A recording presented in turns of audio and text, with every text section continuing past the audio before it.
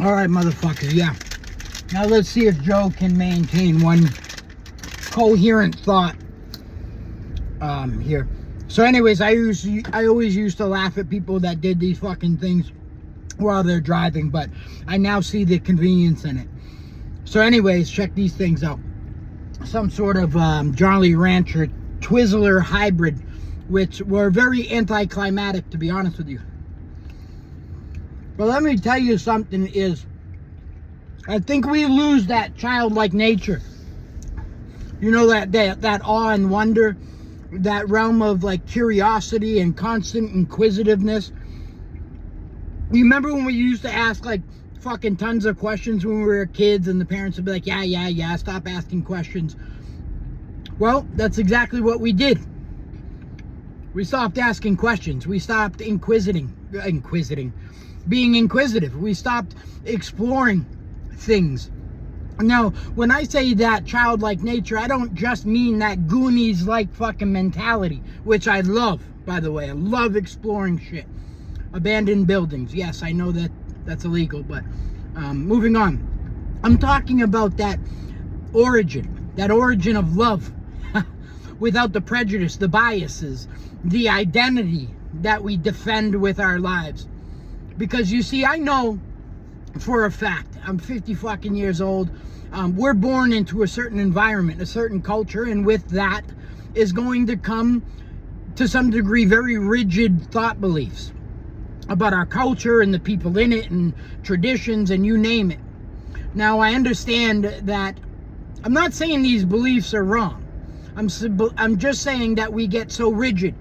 For example, I've made some posts that I get a lot of lashback because I attempted to come up with, trust me, I have no power in this, but I want to take part in fucking this species evolving before we blow ourselves up, right? So I looked at the numbers when it came to deportation. Now, all of these people that are being deported live here.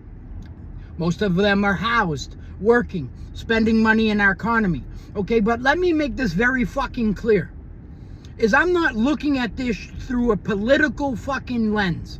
Because I can tell you, from communism to democracy, somebody's getting left out of the equation. Okay? But I'm looking at this from a fucking human perspective. A quality of life that each and every one of us deserves. Because I can tell you right now, you motherfuckers, man, if you were born into a country where it was constant wars and poverty, and you got paid $1.75 an hour for a sweatshop, and food was scarcity, you damn right you would fucking pack your fucking family up and try to find a better living environment. It's natural. It's human. So underneath that, all we are trying to do is survive. And I apologize that my survival is not as important to you as yours. Okay? Exhausting. People saying, oh, they didn't come over here legally. Really? Neither did we. We came over way back in the day, took over our land. People suffered from it. We made rules. We made Ellis Island, right? Okay, because us immigrants are going to make the next right way to get into a country that was once considered a melting pot.